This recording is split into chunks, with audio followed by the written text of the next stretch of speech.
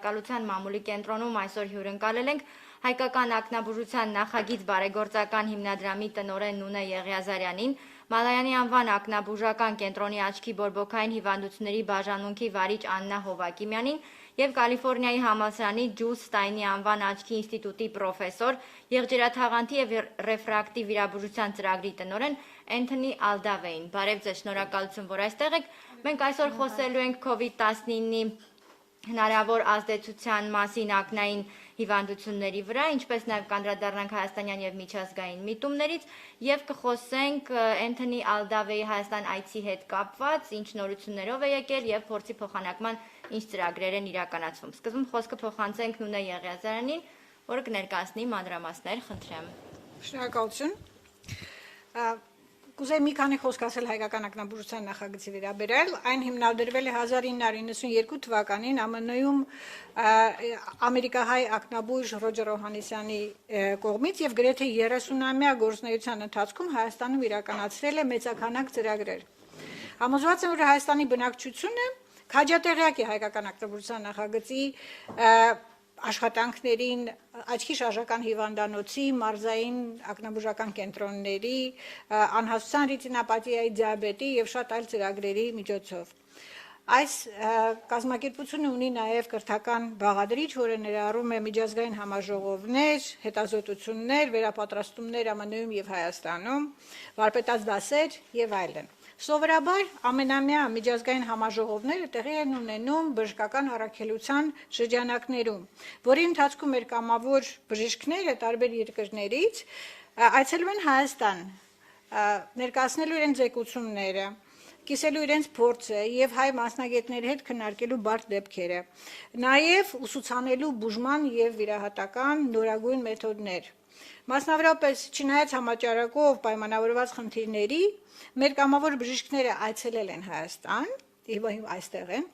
Մի քանի օր առաջ հայկական ակնաբուժության նախագծի կրթական լաբորատորիա կամ wet lab-ում, ինչպես մենք դա կոչում ենք, անցկացրեցին վերապատրաստում Մալայանի անվան ակնաբուժական կենտրոնի բժիշկների համար եւ այժմ նրանք առաջին անգամ Հայաստանում օգտագործում են այդ նույն մեթոդը իրենց վիրահետությունների ժամանակ։ Այս տարի Հայկական ակնաբուժության նախագծի եւ Լոս Անջելեսի մանկական հիվանդանոցի 19-րդ համաժողովի ակնաբուժությանը նվիրված երրորդյա հատվածը տեղ ունեցավ մի քանի օր առաջ, հնարավորություն տալով սահմանափակ մասնագետներին ներկա լինել դահլիճում, որ իրենց համար շատ հետաքրքիր էր, իսկ մոտ 300 մասնագետ մասնակցեցին այդ համաժողովին առցանց։ Ուզում եմ ասել, որ բոլոր զեկույցները հնարավոր կլինի դիտել նորից open առցանց հարթակում շատ շուտով հայերեն եւ անգլերեն։ Համաժողովն անդրադարձավ ակնաբուժության նեղ մասնագիտացումներին եւ թեմաների շրջանում ներկայացվեց COVID-ը եւ ակնային առողջությունը աշխարհում եւ Հայաստանում։ Իմ գործընկերները համաձայնել են իրենց շատ ծանրաբեռնված վիրահատական օրը ընդմիջել ներկայացնելու ձեզ այդ միտումները եւ ես հիմա շատ հաճույքով խոսքը փոխանցում եմ բժիշկ Հովակիմյանին։ Շնորհակալություն։ Խնդրեմ Տիկին Հովակիմյան, խնդրեմ ներկայացնել, թե COVID-ով պայմանավորված ակնային հիվանդությունների գծով մենք ինչ դժվարություններ ունեցանք եւ ինչ խնդիրներ են ի հայտ եկել։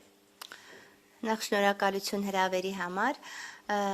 Այո, ինչպես գիտեք, COVID-ային համաճարակը սկսվել է 2020 թվականի մարտից, այսինքն առողջապահության միջազգային կազմակերպության կողմից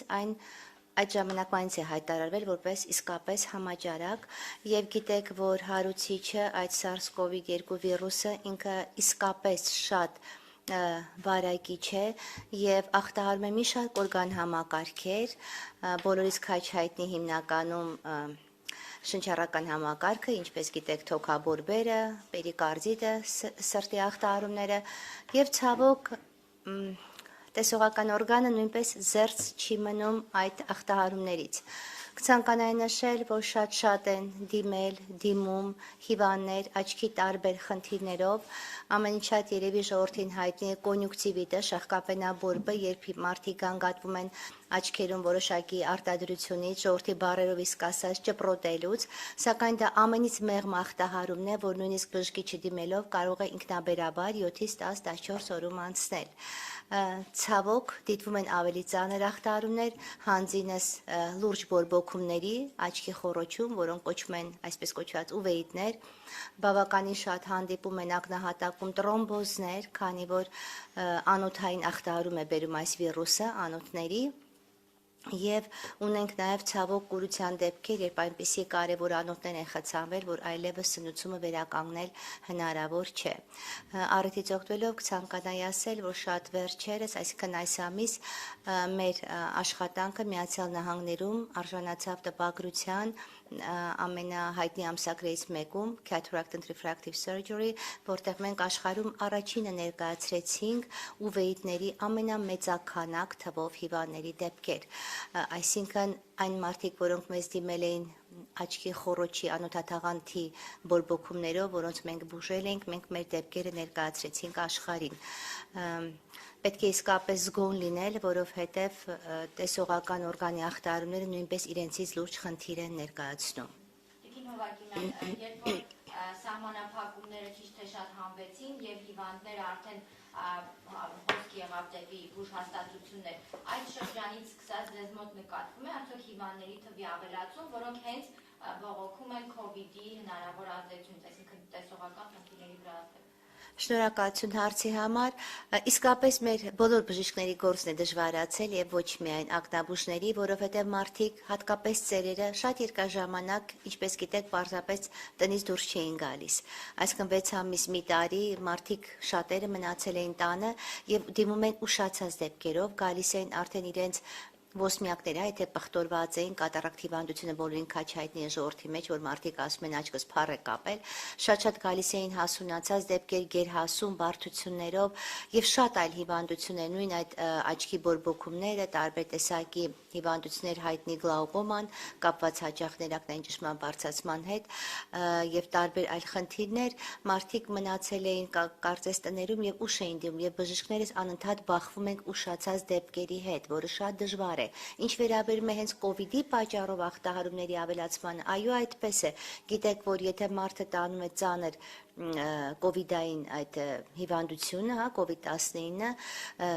ասենք թե օրինակ մարդու մոտ արկա է թոքաբորբ եւ նա հոսպիտալացվել է հիվանդանոցում, բուժման սխեմաներում շատ հաճախ ներառվում են հորմոններ, ստերոիդներ, բոլորին քաչ հայտնի պրեդնիզոլոն, օրինակ, եւ հորմոնների երկարատև կիրառելիս կատարակտը կարող է շատանալ եւ արագ խորանալ եւ մարդիկ գալիս են ասելով թե ես շատ լավ էի տեսնում, բայց այս հիվանդությունից հետո շատ վատ եմ տեսնում։ Հիմնական խնդիրը, որ տեսնում ենք, կատարակտն է, որը հորմոնների պատճառով արագացել է եւ գուցե գլաուկոմատոլոգները կասեն նաեւ ներակնային ճնշման հետ խնդիրներ, որտեղ այն նույնպես ազդում է ներակնային ճնշման բարձրացումների վրա։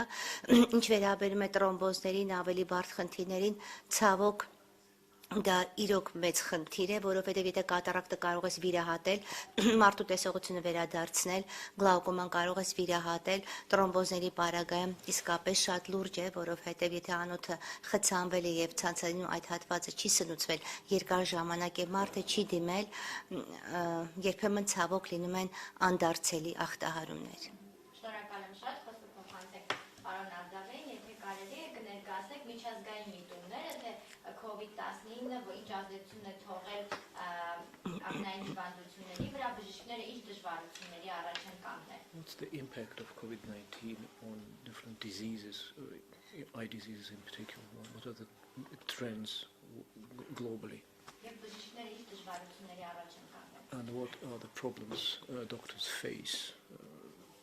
in this respect?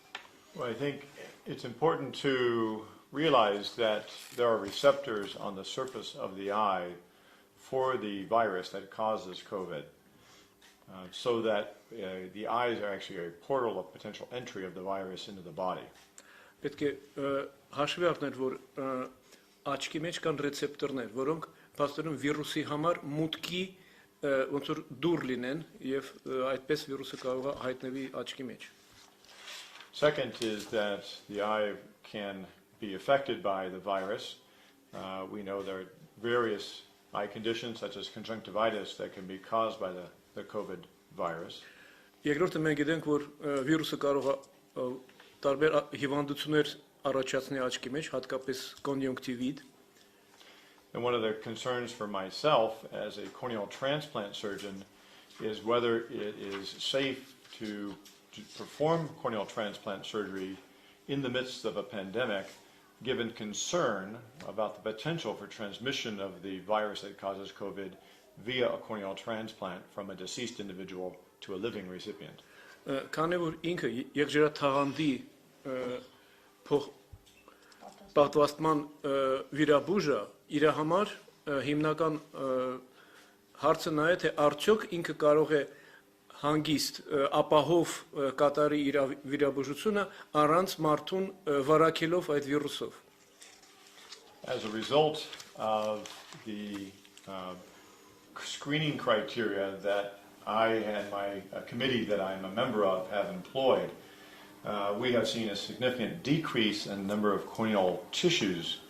that are suitable for transplantation in the United States. And given that many countries around the world, including Armenia, rely on corneal tissue from the United States to use for corneal transplant surgery, that this has affected the supply of tissue. And there are many countries such as Armenia where corneal tissue supply is very scarce because of the donor supply being so reduced by COVID. Քանի որ իրանք ունեն հատուկ չափանիշներ, որոնցով իրանք ընդունում են կամ չեմ ընդունում եղջերաթաղանթը փոխպատվաստման համար, դրա հետևանքով փոխպատվաստման համար պիտանի եղջերաթաղանթի նմուշները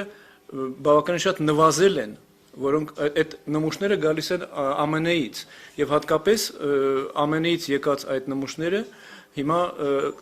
թվով կրճատվել են եւ հատկապես Հայաստանի վրա էլ է դա ազդել. This decrease in tissue is due to COVID. Well, it's due to the fact that in order to be certain that we're not transmitting COVID via a corneal transplant. Այո, որպեսզի մենք փոխպատվաստման միջոցով COVID-ներ չպատվաստենք հետը. The committee that I chair for the Eye Bank Association of America has instituted screening criteria for those who have died, such as, did they recently test positive for COVID? Did they have close contact with somebody with COVID? Did they have symptoms shortly before death? If these are positive, then they are not, that tissue cannot be used for transplantation. Իրանք ունեն հատուկ աչքի բանկ, որի համար իրանք մշակել են ընդունման պիտանելիության չափանիշներ։ Եվ իրանք նայում են, եթե այդ անձը, ումից իրանք վերցրել են նմուշը, եթե այդ մարդը կոնտակտ է ունեցել ինչ-որ մեկի հետ, ով որ մահացել է COVID-ից, կամ ով որ COVID-ի սիմպտոմներ է ունեցել, իրանք չեն կարող այդ մարդուց արդեն դոնորական նմուշ վերցնեն։ Հյուսվածք։ My hope is that as we have recently revised the guidelines for who is a donor in the United States to include the vaccination status, that as we see now more than half the population being vaccinated, that we will have an increase in the supply of donor tissue, and then once again be able to export more corneas around the world, such as to Armenia, to address corneal blindness around the world.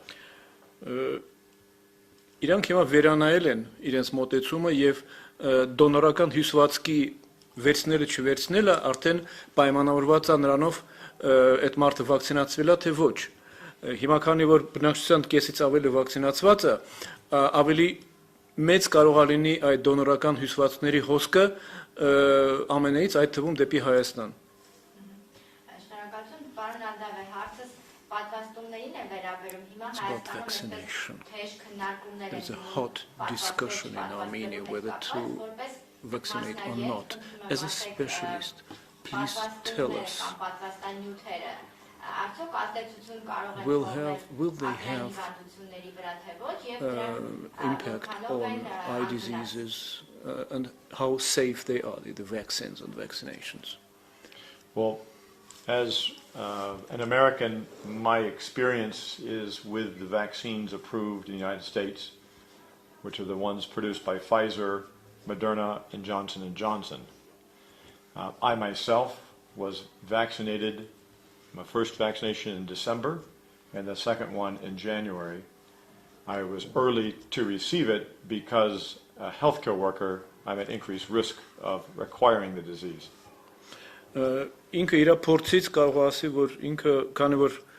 բժիշկը իրան պետք էր վակցինացվել, ինքը առաջի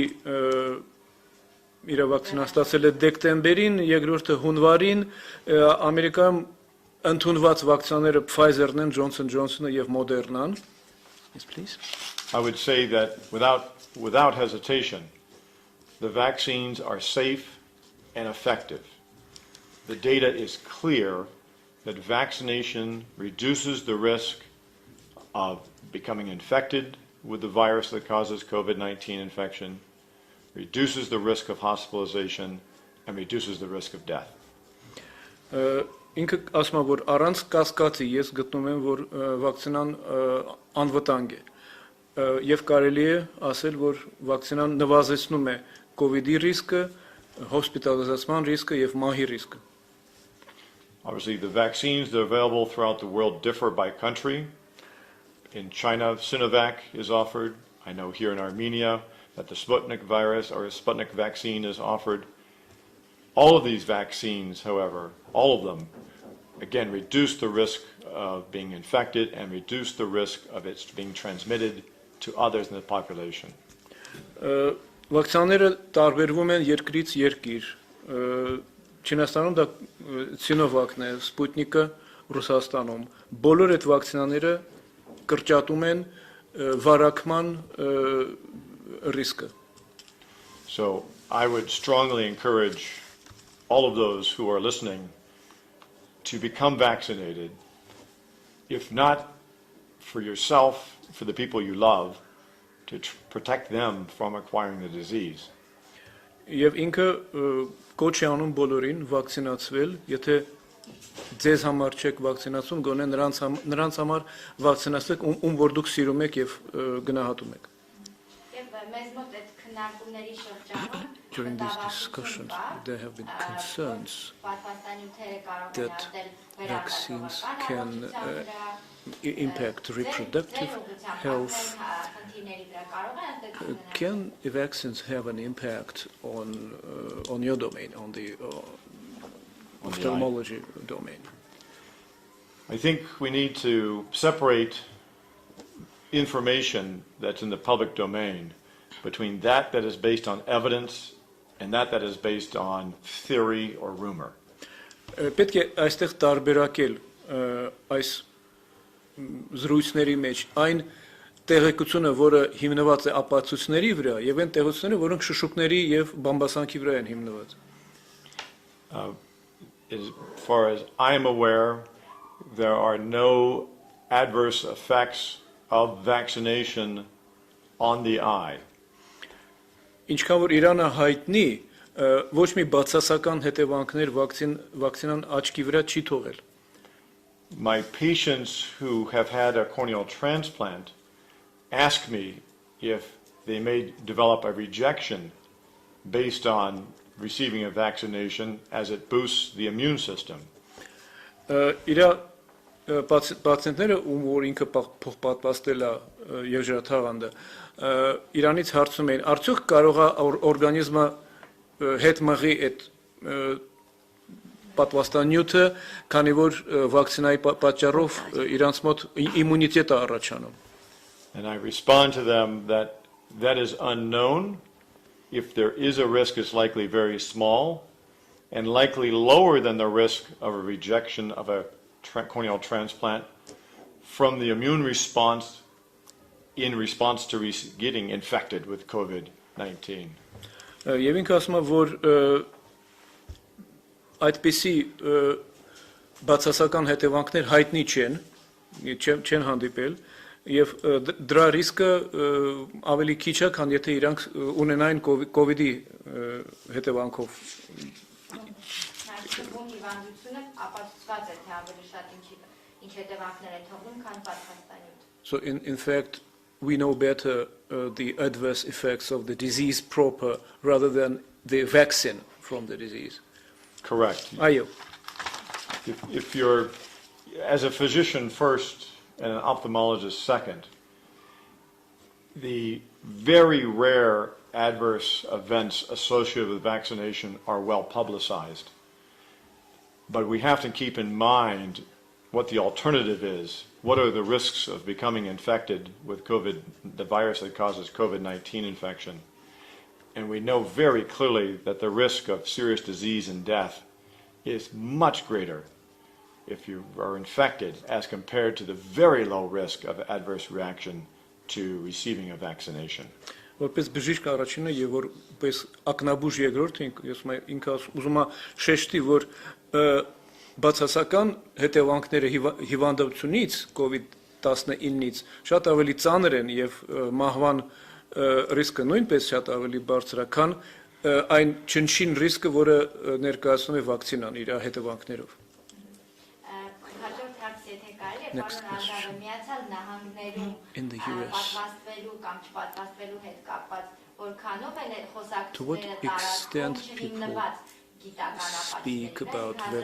vaccination or not vaccination? Is public opinion against vaccination, or are there doubts in the public domain against vaccination? What's the situation? How you face that problem? There's, unfortunately, the issue of vaccination has become politicized in the United States. Ցավոք ամենայում վակցինացիայի հարցը քաղաքականացվել է, where many of those who are not vaccinated don't become vaccinated more because of political allegiance rather than common sense. Եվ շատերը ովքեր չեն պատվաստվում COVID-ից, ավելի շատ իրենց քաղաքական նախընտրությունից են ելնում, քան սովորական գիտակցությունից, առողջ բանականությունից։ It seems to me that those who are anti-vaccination will look for stories in social media of adverse reactions to vaccination in order to justify not being vaccinated. Իրան թվում է, որ նրանք, ովքեր դեմ են վակցինացիային, սոցցանցերում փնտրում են հատուկ ինչ-որ պատմություններ, որոնցով իրանք կարող են արդարացնել իրենց հրաժարումը վակցինացիայից։ Or they may point to examples of vaccinated individuals who still become infected with COVID-19 infection. Կամ իրանք կարող են դիմեն այն օրինակներին, երբ որ պատվաստված մարդիկ միևնույնը հիվանդացել են COVID-ով։ But as a physician, I think it's important to keep in mind that we never promised the vaccine to prevent infection in 100% of cases. That was never the expectation. Բայց իբրև բժիշկ ասում եմ, ուզում եմ շեշտել, որ ոչ ոք չի խոսք տվել, որ այդ վակցինան 100%-ով կարող է ապահովի մարդուն հիվանդությունից։ As with any other public health measure, such as wearing seat belts when you're in a car, wearing a helmet when you ride a motorcycle, the goal with the vaccination is to reduce the risk of disease, infection, and serious illness and death, not to prevent it in 100% of cases. Նույնը ինչպես ամրագոտիները եւ սաղավարտը չի պաշտպանում ձեզ 100%-ով։ Նույնն էլ վակցինան 100%-ով դες այդ ռիսկից չի ապահովում։ Նվազեցնում է ռիսկը։ But it reduces the risk. Thank you.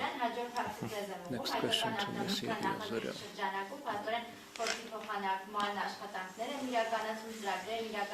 Խնդրեմ անդրամասներ այս անգամ, հա, ինչ նորություն կա եւ պարոն Ալդավեի այսը ինչով է տարբերվում։ Այս անգամ մենք շատ հետաքրքիր վարպետաց դաց ունեցանք, որը իրականացվեց Վետլաբում, Մալայանի անվան հիվանդանոցի բժիշկները պարոն Ալդավեի գլխավորությամբ եւ մեկ այլ բժշկի գլխավորությամբ փորձարկեցին նոր մեթոդ, որը հնարավորություն է տալիս ավելի մեղմացնող երևի, բժիշկ Հովակիմյան, տարբերակով անել փոխպատվաստումը, դա առաջին անգամ է արվում Հայաստանում, ավելի խնայողական մոտեցում է, այդպիսի մոտեցումներ իսկապես շատ կարևոր են, ինչ վերաբերում է հայկական ակնաբուժության նախագծի, դա իր ցանկությունն է եւ միշտ նման փորձ է եղել բերել նորույթը, անել այն ամենը, ինչ աշխարհում կա եւ հպարտությամբ կարող ենք ասել, որ մեր գործընկերները Հայաստանում անում են գրեթե բոլոր վիրահատությունները, որոնք արվում են աշխարհում։ Այստեղ իհարկե մեզ համար շատ մեծ պատվար է եւ օգնություն են մեր կամավոր բժիշկները, ովքեր գալիս են տարիից տարի Հայաստան եւ բերում են իրենց փորձը, այս պարագայում այս անգամ եղել է դոկտոր Ալդավեն։ Միգուցե բժիշկ Հովակիմյան մեթոդը ինչ է ինձ ենթադրում, որքանով է այն ձեր գործն առավել հեշտացնում։ Եղջերաթաղանթի փոխպատվաստումները ընդհանրապես կատարվում են Հայաստանում դեռևս 1986 թվականից սկսած, եթե չեմ սխալվում, թե 84 եւ առաջին այն կատարել է պրոֆեսոր Մալայանը մեր կենտրոնում եւ մեր բաժանմունքը որպես եղջերաթաղանթի բորբոքումների բաժանմունք շարունակում է այդ գործը, սակայն ինչպես գիտեք, բոլոր մեթոդները ժամանակի մեջ բավականին շատ հարստանում են նորամուծություններով եւ այն ամենը ինչ արվել է տարիներով դա ամբողջական փոխպատվաստումն է, իսկ եղջերաթաղանթը, որպեսզի մարդիկ պատկերացնեն, դա աչքի արտաքին պատուհանն է ընդամենը, թափանցիկ մասը, որը ապահովում է լույսի մուտքը դեպի ակնահատակ ցանցաթաղանթ եւ շերտավոր փոխպատվաստման պարագայում միշտ կա բավականին մեծ ռիսկ, որ օրգանիզմը այն չի ընդունի, կոտարի, քանի որ բավականին շատ հյուսվածք է տրվում տվյալ անձին։ Այժմ ամբողջ ակնաբուժական աշխարհը եղջերաթաղանթի մասնագետներ, այսպես ասած, արդեն մոտ 10-15 տարի, երևի 20, չէ 15 երևի միգուցե անցել են հիմնականում շերտավոր մեթոդներին։ Ինչ է կոչում շերտավոր? Կոչում է, որ ոչ բոլոր շերտերն են փոխպատվաստվում, այլ եթե հիվանդություն ունի մարդը, երբ իր եղջերենու միայն ներսի շերտն է ախտարված, կարիք չկա ամբողջացությամբ այն փոխել։ Կարելի է ընդհանրապես այդ ներքին շերտը փոխել եւ մարդը կստանա նոր բջիջներ եւ եղջերին կթափանցիկանա, կպարզվի եւ նա նորից կտեսնի։ Եթե ունի հիվանդություն, բոլորին քաչ հայտնի կերատոկոնուս, որ եղջերին կոնուսաձև փքվում է եւ միայն առաջային շերտերն են տուժված, սակայն ներսը առողջ է դեպի աչքի հատակ նայող հատվածը, ինչու մարդուն փոխել ամբողջ եղջերաթաղանթը, եթե կարելի է ընդհանրապես առաջային շերտերը փոխել։ Մենք արդեն այս շերտավոր վիրահատությունները անում ենք երևի շուրջ 11-12 տարի է եւ փորձը գնալով շատանում է, հարստանում է, սակայն այստեղ նույնպես գնում են նորամուծություններ։ Այդ շերտավոր փոխպատվաստումներից մեկը, որ կոչվում է էնդոթելիալ փոխպատվաստում, ներսի շերտի, կարծես ունի իր տեսակները՝ դիսեք, դիմեք, չեմ ուզում անդրանալ այս տերմինների վրա, բայց մենք անում ենք դիսեք, հիմա նորամուծություն է վերվում դիմեք անել, որը ել ավելի նուրբ միջամտություն է, որպեսզի պատկերացնենք ընդհանրապես 10 միկրոն հաստության մազից ավելի բարակ հյուսվածք է դրվում աչքի մեջ։ Այսինքն ընդհանրապես նուրբ բջիջների մի շերտ օտար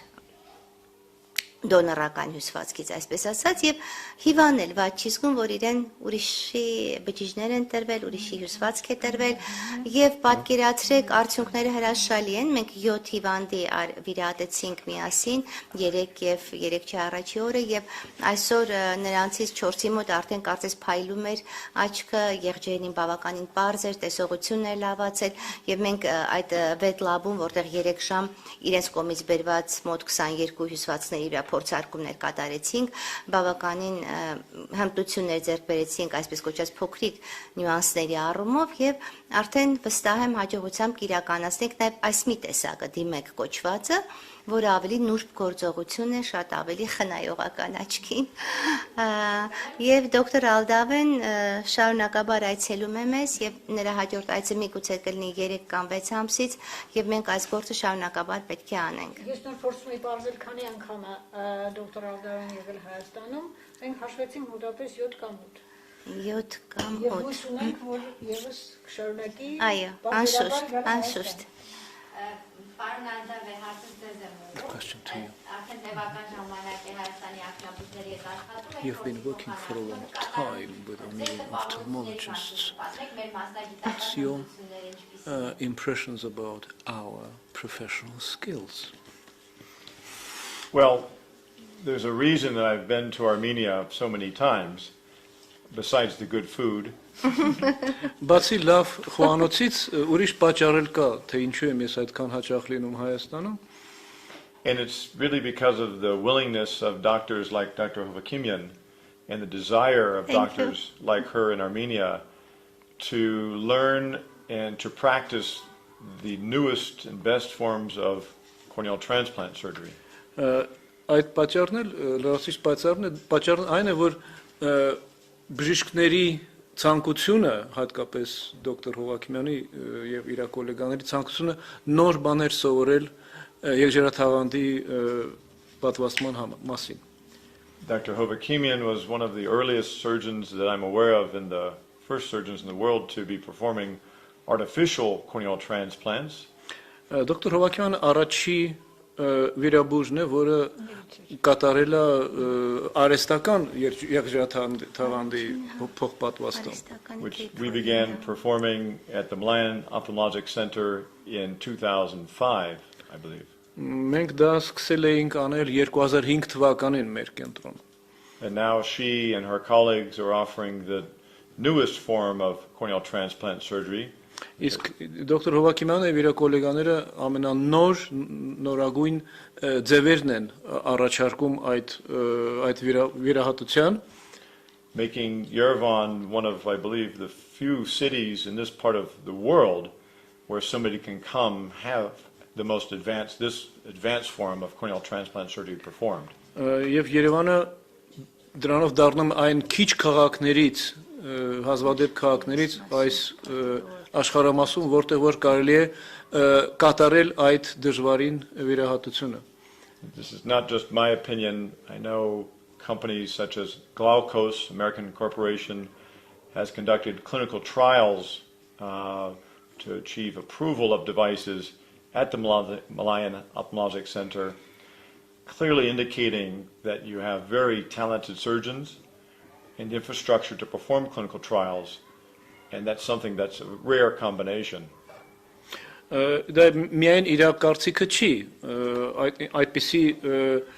ընկերություններ կան, ինչպիսիք են օրինակ Գլաուկոսը, որը կատարել է կլինիկական փորձարկումներ Մալայանի կենտրոնում եւ իրենք ապացուցել են այդ վիրահատությունների էֆեկտիվությունը. Դա շատ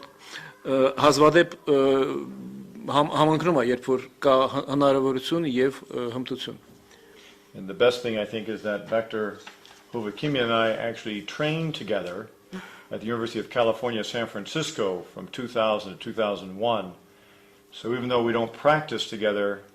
we still practice in a very similar manner as we were trained together. Բացի դրանից 2000-ից մինչև 2001 թիվ